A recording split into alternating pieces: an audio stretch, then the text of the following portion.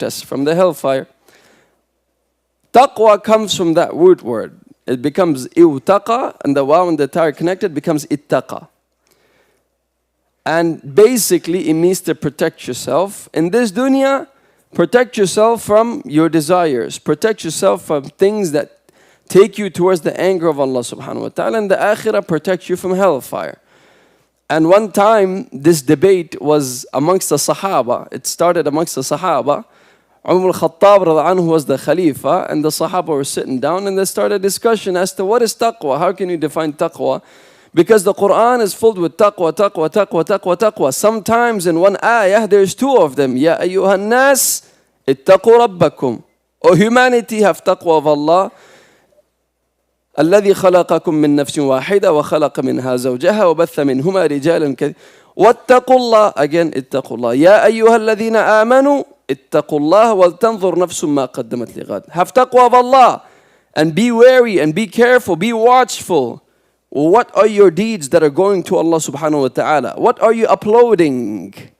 Be very vigilant of that. واتقوا الله. Again, taqwa. So taqwa is mentioned all the time in the Quran. All the time, multiple times. Even fasting, لَعَلَّكُمْ تَتَّقُونَ. So this word taqwa is we're supposed to develop in the month of Ramadan. But many of us don't develop it. We don't develop the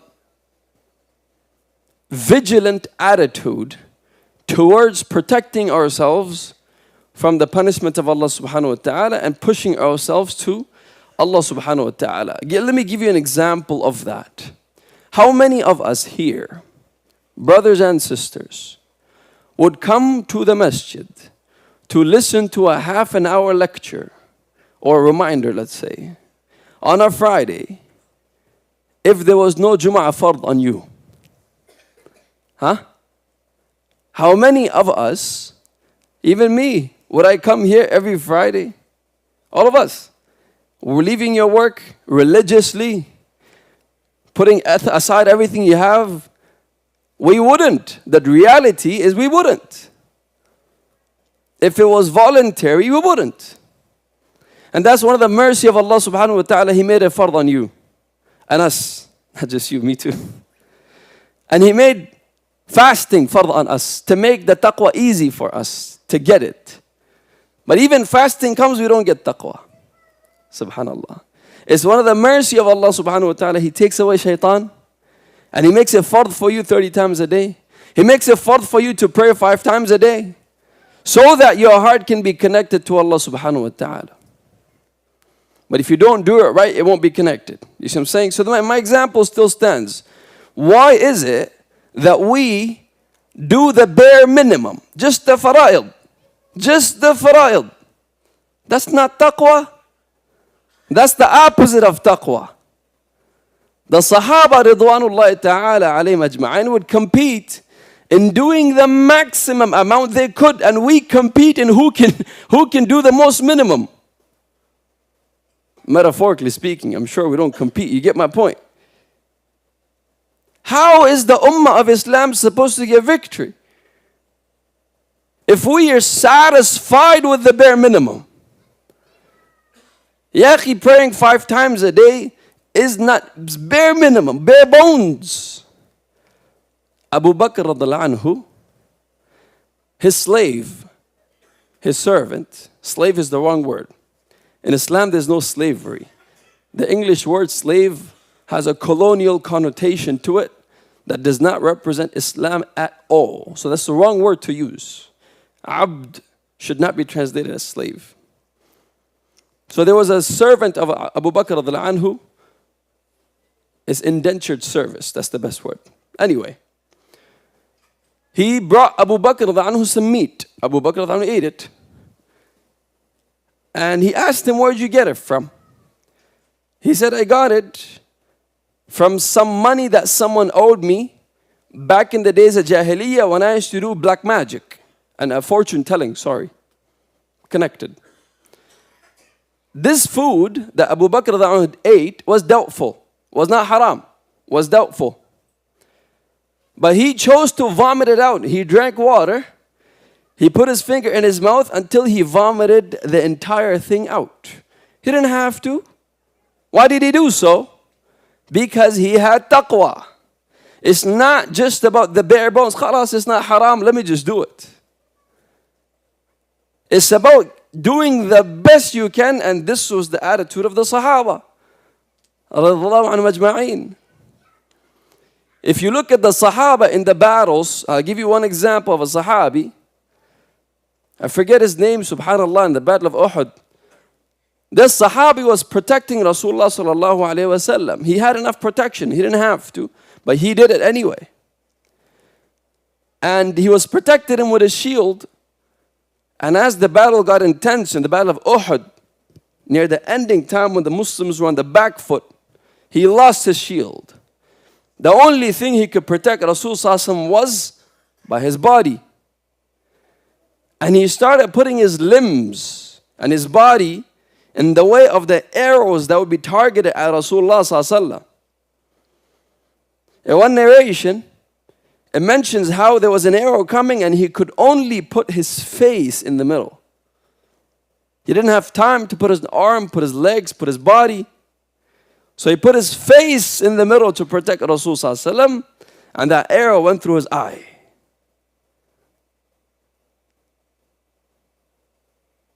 And Rasulullah took it out, put his blessed saliva on that eye, and he said that eye became the better of my two eyes until the day I died. He didn't have to, but it was out of taqwa he did it. Umar bin Khattab radiyallahu anhu in his khilafah, he used to roam around the streets. He was a position of authority, Khalifa, the president per se. Every night he used to walk around. He didn't have to. He used to walk around. And he used to say, every single pothole in Medina and every animal that goes to sleep hungry in Medina is my responsibility. Well, not really. If he didn't have the capacity to do so, Allah subhanahu wa ta'ala won't ask him for it. But it didn't stop him from trying his level, absolute best. Not just the bare bones minimum. So one time he was doing his patrol and he came into a house where a woman was cooking stones on a pan and the kids were crying. And she was saying to the kids, the food's coming. Go to sleep. The food's coming. It's okay. The food will be here just shortly. She's trying to make them go to sleep. She has no food. Umar al-Khattab, tears went down his eyes. And he went back to Baytul Mal. And he grabbed everything he can. Flour, rice, wheat, put on his back. As much as he could. And he was taking it to the house and some people stopped him. Ya Amirul Mu'mineen, let me do it for you. He said, are you going to carry my sins on the day of judgment? Then he walks all the way there. What do you think he does? He leaves it there. Ya akhi, these are the Sahaba. They're not satisfied with the bare bones. They're not just doing the fara'id, nor the sunan. They do the nawafil to the best of their extent. We are satisfied with just coming to the masjid one time a day. One time a day. You make dua to Allah subhanahu wa ta'ala to free Palestine. You can't sacrifice one meal. We can't sacrifice, not just you. May Allah subhanahu wa ta'ala forgive us. He took the food, went to the house, and he cooked the food, and he fed the kids.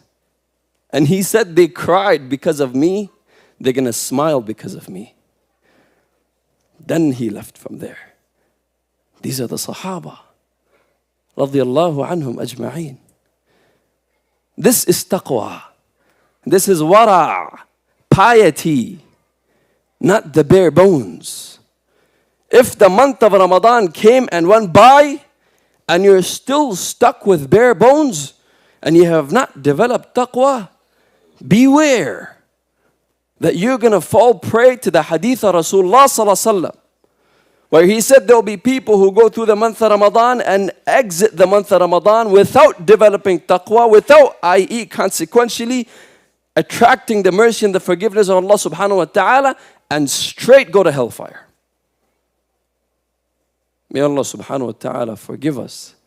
May Allah subhanahu wa ta'ala give us taqwa. May Allah subhanahu wa ta'ala allow us to sacrifice our desires every day, all day. Allahumma ameen ya Rabbal Alameen.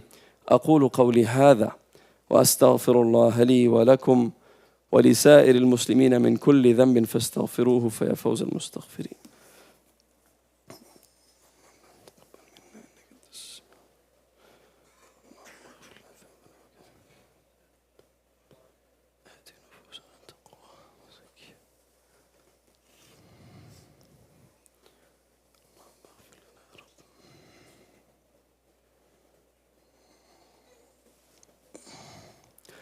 الحمد لله وكفى والصلاة والسلام على عباده الذين اصطفى خصوصا على سيدنا المصطفى وعلى آله وصحبه ومن تلا اللهم اجعلنا منهم ومن الذين آمنوا وعملوا الصالحات وتواصوا بالحق وتواصوا بالصبر اللهم آمين يا رب العالمين. My dear brothers and sisters, always aim for ihsan. For Allah subhanahu wa ta'ala says in Hadith al-Qudsi, meaning it's the hadith that Rasulullah sallallahu told us, and he's paraphrasing Allah subhanahu wa ta'ala, what Allah subhanahu wa ta'ala said. He said, my slave comes close to me with the fara'id, perfecting the fara'id. And then he comes even closer to me by sunan, by doing the sunnah. And then he comes closer to me by doing the nawafil. If we're just with the bare bones, we're far from Allah subhanahu wa ta'ala. May Allah forgive us. Let me tell you two stories, maybe three, depending on how much time we have. I don't know if you've heard of the Battle of Qadisiyah. Have you heard of the Battle of Qadisiyah?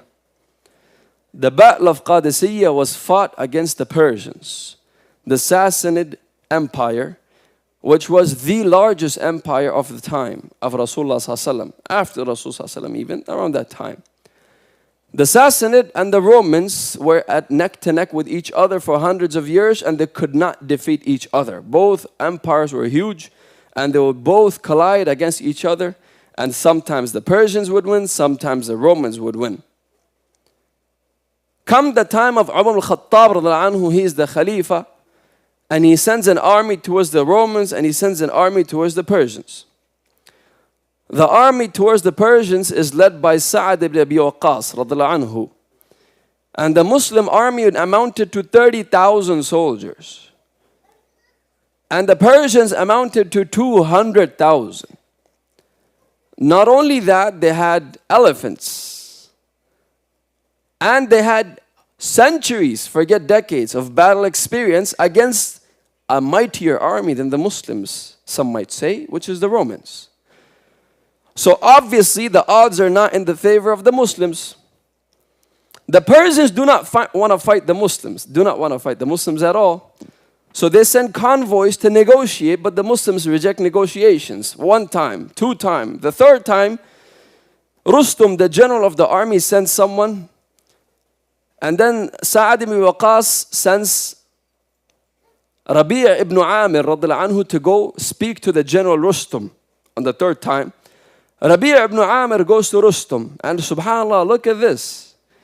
When Rabi' ibn Amir comes to Rustum, the general of the Persian army, again the army is 200,000 strong, the reserves are at least 1 million. The population is even greater. His horse is very skinny. And he has a shield in his hand that is bent, and he has one spear, and he has plain clothes. And the people are shocked. We are fighting these types of people. Who are these people? And he gets off his horse, and he gets into the palace of Rustum.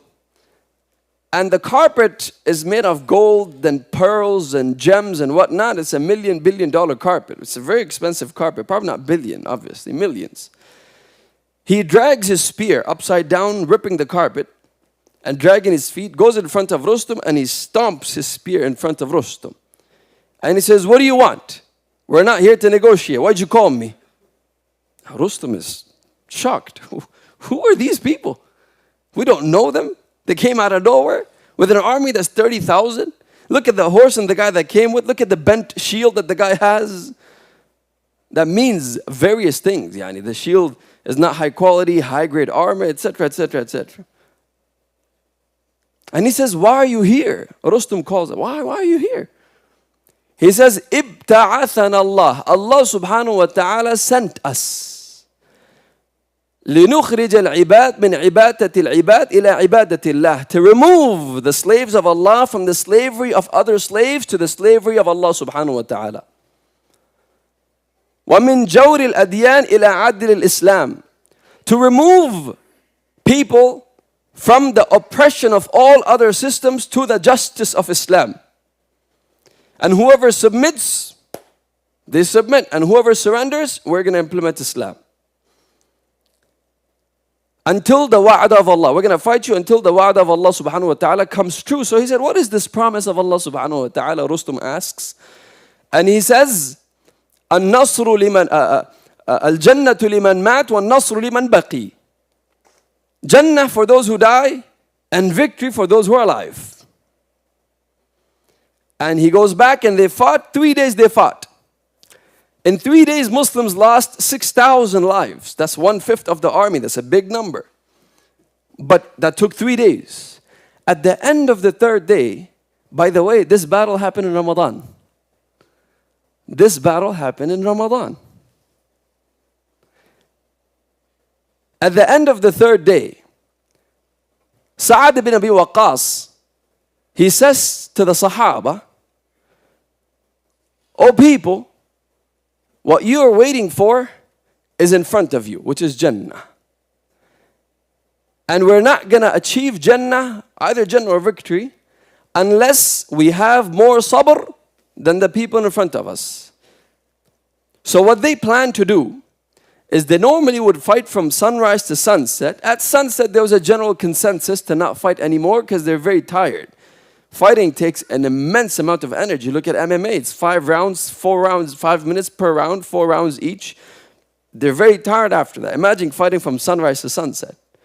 Everyone knows we're not going to continue fighting. They drop their weapons. They go to sleep. Sometimes they would attack in the morning just before sunrise. The people would be on guard, putting watchmen and tents and whatnot. This was the norm. So Sa'ad ibn Waqqas, he said, whoever has more sabr will win this battle. And we're not going to put down our weapons at sunset. We're going to continue through the night.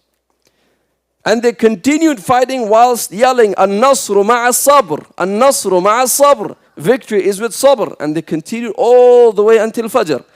And because the habits that the Muslimin had developed due to Qiyamul Layl at night time, and the taqwa that Muslims had developed by sacrificing everything that they had in their lives at every point of their lives, they were able to take down the Persians. And on the 4th day, they fought from Fajr to Fajr and they took down the giant Persian Empire. My brother, my sister, my question to you is simple. Allah subhanahu wa ta'ala gave us the cheat code of Ramadan to develop that taqwa, to develop that sabr, to develop that feeling or that grit per se, to develop that grit against your desires. How have we taken advantage of it, and how in the world is the Ummah of Islam supposed to reach victory when we are satisfied with the bare bones minimum, and sometimes not even that? So if you're going to take one thing from this khutbah, take this. Allah subhanahu wa ta'ala still gave us 1.5 more day. There's still 1.5 more day. If you have not changed your habits by now, you still have 1.5 more day. If you have not changed your plans as to what you're going to do after Ramadan and make a different plan for what your life was. You had a plan for 2025. Your plan should be different after the month of Ramadan. If it's not a different plan, if you don't have a habit that you're going to take and continue, mashallah, I see in the month of Ramadan, people are in the masjid. Well, your intention was only for the month of Ramadan. Make that intention that you're going to be in the masjid until the day you die. Make that intention. Bidhnillahi ta'ala azza wa jal. Change the habits. And I end with what I started with. Rasulullah sallallahu alayhi wasallam said, actions are judged by how they end, how they are ended. Take these last day and a half, don't waste it with Eid shopping. Don't waste, because Eid starts after the Shawwal moon is sighted, which is tomorrow Maghrib. Don't waste the precious moments of tomorrow, of tonight, which is the last odd night. And wallahi, sacrifice, donate if you haven't. There's still days left. You never know which donation will be accepted by Allah subhanahu wa ta'ala. As you're leaving, please sign up for the $30 campaign that we have. $1 a day per person. $1 a day per person, 350. Donate if you can as you're leaving the building. Apologize, make up with some people that you don't normally speak to. Take advantage, at least this odd night. It's a weekend also. Change it, change it. Do not be the same this Ramadan, this and last 1.5 day, and make a plan to keep that change for the rest of the year. Bi-idhnillahi ta'ala azza wa jal. May Allah help me and all of us do that. May Allah forgive our shortcomings. May Allah subhanahu wa ta'ala give izzah and honor and respect to Islam and the Muslim ummah. May Allah subhanahu wa ta'ala punish the hypocrites and the oppressors and expose the hypocrites. Allahumma ameen ya Rabbal Alameen. May Allah increase us in taqwa. May Allah unite us and bring us closer to each other and make us loving towards each other. Allahumma ameen ya Rabbal Alameen. Wa akhiru da'wan alhamdulillahi Rabbil Alameen. Wa qala Allah ta'ala, inna Allah wa malaikatahu yusalluna ala nabi. Ya ayyuhalladhina amanu sallu alayhi wa sallimu taslima. اللهم صل على محمد وعلى آل محمد وبارك وسلم. عباد الله رحمكم الله، إن الله يأمر بالعدل والإحسان وإيتاء ذي القربى وينهى عن الفحشاء والمنكر والبغي يعظكم لعلكم تذكرون. أقم الصلاة.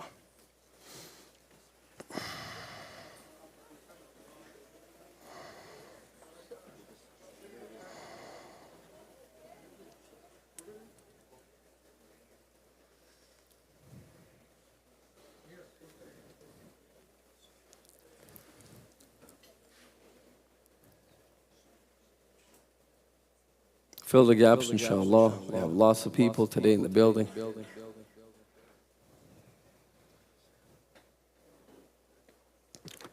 Don't leave any gaps in the shoulders.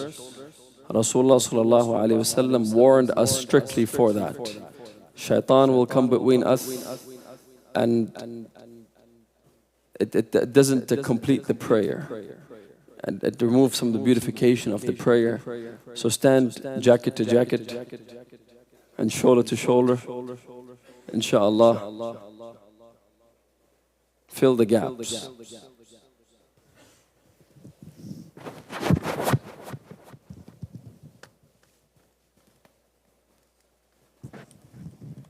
الله أكبر الله أكبر أشهد أن لا إله إلا الله أشهد أن محمد رسول الله حي على الصلاة حي على الفلاح قد قامت الصلاة قد قامت الصلاة الله أكبر لا إله إلا الله.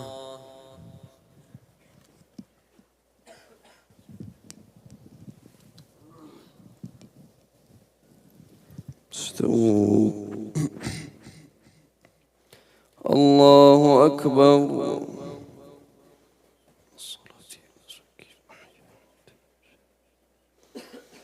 الحمد لله رب العالمين الرحمن الرحيم مالك يوم الدين إياك نعبد وإياك نستعين اهدنا الصراط المستقيم صراط الذين أنعمت عليهم غير المغضوب عليهم ولا الضالين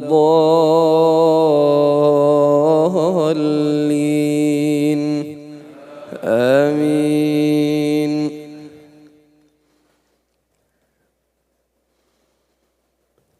يا أيها الذين آمنوا كتب عليكم الصيام كما كتب على الذين من قبلكم لعلكم تتقون أياما معدودات فمن كان منكم مريضا أو على سفر فعدة من أيام أخر وعلى الذين يطيقونه فدية طعام مسكين فمن تطوع خيرا فهو خير له وأن تصوموا خير لكم إن كنتم تعلمون. الله أكبر.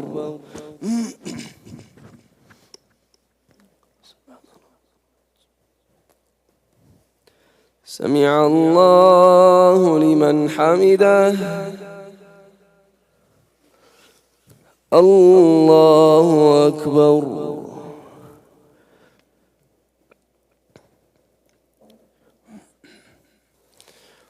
الله أكبر.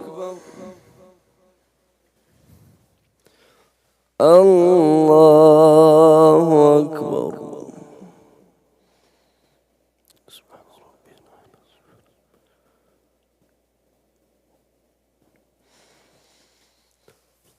الله أكبر.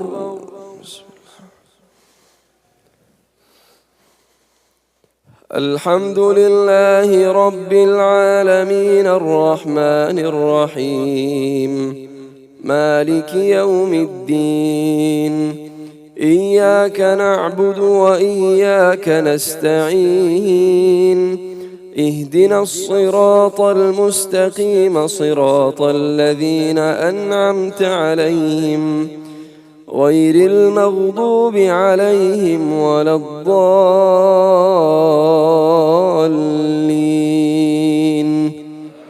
آمين. شهر رمضان الذي أنزل فيه القرآن هدى للناس وبينات من الهدى والفرقان فمن شهد منكم الشهر فليصمه ومن كان مريضا أو على سفر فعدة من أيام أخر يريد الله بكم اليسر ولا يريد بكم العسر ولتكملوا العدة ولتكبروا الله على ما هداكم ولعلكم تشكرون. وإذا سألك عبادي عني فإني قريب أجيب دعوة الداع إذا دعان فليستجيبوا لي وليؤمنوا بي لعلهم يرشدون. الله أكبر.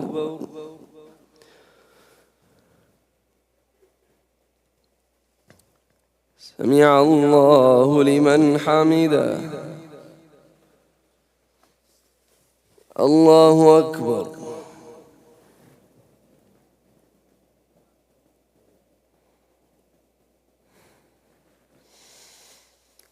الله أكبر.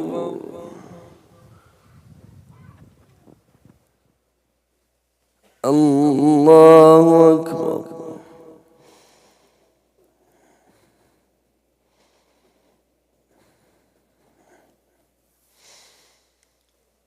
الله أكبر.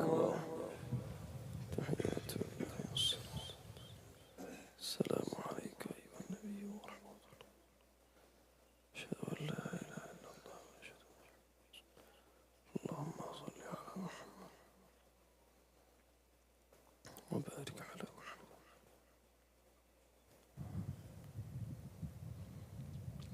اللهم إني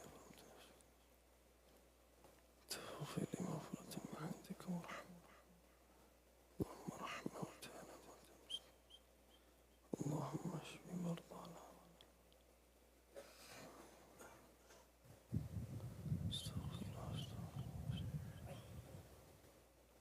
السلام عليكم ورحمة الله. السلام عليكم ورحمة الله. اللهم اغفر لي يا رب. السلام عليكم ورحمة الله. As you're leaving, inshallah, please empty your pockets as much as you can. In these last 2 days of Ramadan potentially that we have left, maybe this will become a source of our forgiveness, inshallah. So please do so as you're leaving. We're in dire financial need of financial help, inshallah. Number 2, we have today our grand community iftar. All of you are invited with your families, inshallah, in the building, 1236 20th Street Avenue. Everyone, please bring your families, and we have Khatmul Quran with it, inshallah. So we have the iftar today, after Maghrib, of course, and we have Khatmul Quran with Taraweeh, inshallah. And lastly, we have Eid Salah also in the same building, in combination with other masjids here. It's going to be at 8:30 a.m. in the morning. The takbirat will start at 8 o'clock, inshallah. And try to come early so we can accommodate for parking. And try to carpool if you can. Try not to come one person with one vehicle. Try to come with a full vehicle. If you want to park here and walk, you can also do that, inshallah. I don't know how the weather will be, but keep these factors in mind. But salah is at 8:30, inshallah. Wa jazakumullahu khairan. And please, of course, again, reminder as you're leaving, donate $1 a day. That's the campaign, $365. If you can, $350. Inshallah. That's about $30 a month. So please sign up for this campaign as you're walking outside. Wa jazakumullahu khairan.